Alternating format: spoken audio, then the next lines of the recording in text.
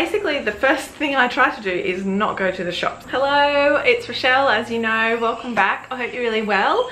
Today I wanted to talk about, or welcome to, I should say, episode 2 of the Simple Minimalism series that I'm doing. So if you haven't watched episode 1, I'll link it down below. Go and check that out. So that video was about the first step in minimalism. Today's video is going to be about a little bit more of the next step. So the first step is basically not to confuse minimalism and decluttering, because decluttering is, like I said, the first step. It's one of the processes that you go through when you're starting to live a more minimalist life.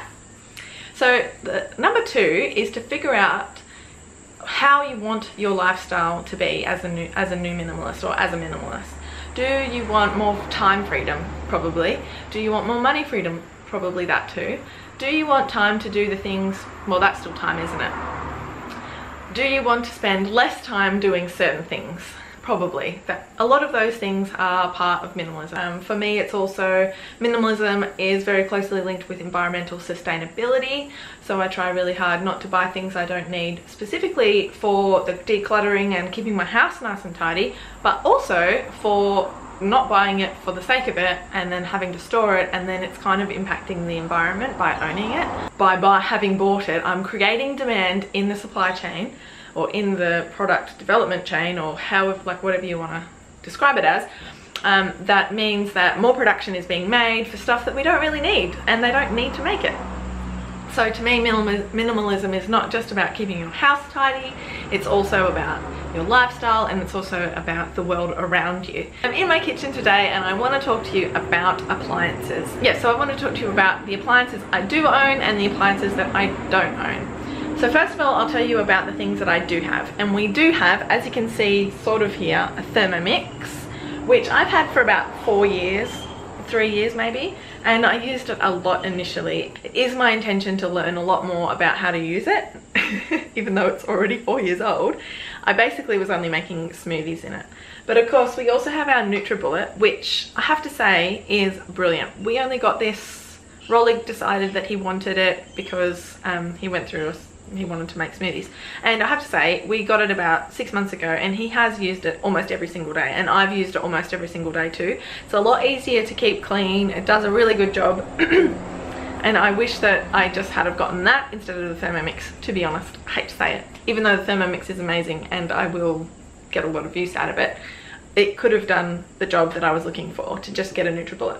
Yes, so we have those 2 appliances. I also have a toaster. Nothing to explain about that. I'm currently on a coffee break, but I do have an espresso machine that I also got around the same time we got the NutriBullet. I decided to get a coffee machine. It worked really well.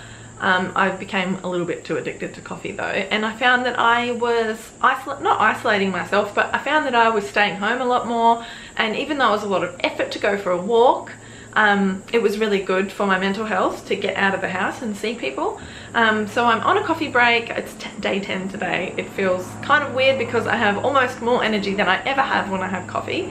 I feel fizzy and buzzy and excited. I don't know if you can tell. Yeah, so that coffee machine has been great, but also it has taken away one aspect of my life that I really enjoyed, which was going for walks. I go for walks anyway now, and I've noticed that, you know, now that Max is walking and we go to the park a lot, and we spend 2 or 3 hours some days at the park, and I found that I was buying coffee when I go for those walks, and so then I was using my home coffee machine a little bit less. So I don't know whether I'll keep it. I may decide that I want the bench space back and sell it. I know my dad was looking at them as well, so he may find it more useful, and I might go back to my get out of the house lifestyle. However, I'm rambling a lot about the bloody coffee machine, but I may keep it because we will have another baby at some point, and I may go through another phase of needing to not leave the house. We also have a juicer, which is all about the same age as the Thermomix. It's a cold press juicer. I haven't used it in a long time. I keep it because I know that I'm going to go through another juicing phase in my life. One other appliance that we have is an air fryer, and we've actually made quite a few things in it. We use it quite regularly. It's really, really good. The chips come out amazing, probably better than they do in the oven. So we'll keep it. And even though it's a big bulky thing and it's probably pointless, we do use it. So I think fair enough. That's it, actually. That's all the appliances I have in my house. I have a Thermomix, a NutriBullet, a juicer, a toaster, a coffee machine, and an air fryer. So that's 6. So let's talk about the ones that I don't have. And the first one is I don't have a microwave. And I haven't had a microwave in 6 years. Since I met Rolly, our microwave, when I moved in with him 6.5 years ago, or about 6 years ago, the microwave died and we didn't replace it. Because I found, now this is partly health reasons, partly because I just don't like the taste of food that's cooked in the microwave, and partly because the only time we used it was to reheat leftovers or to defrost meat. And so what I did was I take meat out now early so that it's defrosted by the time I need it. And also we don't have a lot of leftovers because I only cook what we need. And if I do have leftovers, it's easily reheated in the fry pan, which I personally think is much tastier, or in the oven, depending on what it is. Oh, I also realized we have a fridge, obviously. That is an appliance technically, and a dishwasher. Very vital. The other thing I don't have is an electric kettle. I actually have this lovely metal one that I keep on my stove, which I think is really pretty. It's got a nice round base, heavy and thick, and it goes on our stove. It's an induction cooktop, so it boils really fast, like within 2 minutes. I can put the tiniest amount of water. There's no minimum amount to put, so I only boil what I need, and I save a lot of electricity and water. I don't have a donut maker, I don't have a cupcake maker, I don't have a pizza maker, I don't have any of that kind of like novelty stuff. I don't have a frozen yogurt banana grinder rubber. I have a NutriBullet and I have a Thermomix. I don't need an extra one of those. Oh, the plane's going over, sorry if that's loud. Yeah, so I don't have single-use things. Obviously that's a single-use smoothie maker type thing, but we use it every day. Yeah, I mean, if you're gonna, like, I don't have a popcorn maker because how often do you eat popcorn? Or how often do you eat donuts? I mean, seriously, if you want a donut, just buy one from Donut Time.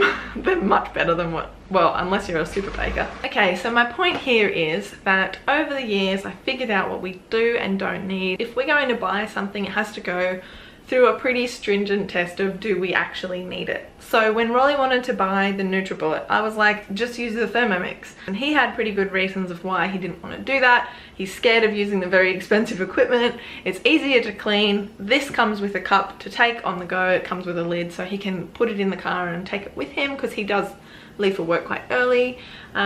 He said it's just much more straightforward and easy for him to use. So that was fair enough, I thought. It was quite affordable, and yes, we have definitely got quite a lot of use out of it. You know, there have been other times when we've said, let's get this or that. Like a slow cooker. I have had my eye on a slow cooker for quite a while, but I also do have like a big, deep ceramic or cast iron pot that I do slow cooked meals in on the stove, and they come out just fine. We decided, all right, if we're gonna get a slow cooker, it's gonna take up a lot of room in the cupboard. How often will you use it? And really maybe once a week for winter, or probably not even once a week, because that's just not how we eat. I do enjoy a slow cooked meal, but it's not something that I desire on a regular basis. As much as I would love a slow cooker for the odd occasion, I realize that I don't really need it. Same as a bread maker, I would love to make my own bread. You can get pretty good bread these days for a fairly affordable price, and the time and effort that it takes to perfect a bread recipe and to make sure you've got all the ingredients and that you bought it all with as little packaging as possible, and you know, what if it gets to the morning and you realize you haven't got any bread and you need it for a sandwich that day or whatever. So it's just, I don't eat a lot of bread anyway, so we don't need a bread maker, and if I do ever want to make bread, I can just put it in the oven. I don't know, yeah, so that's my thinking with the next kind of step.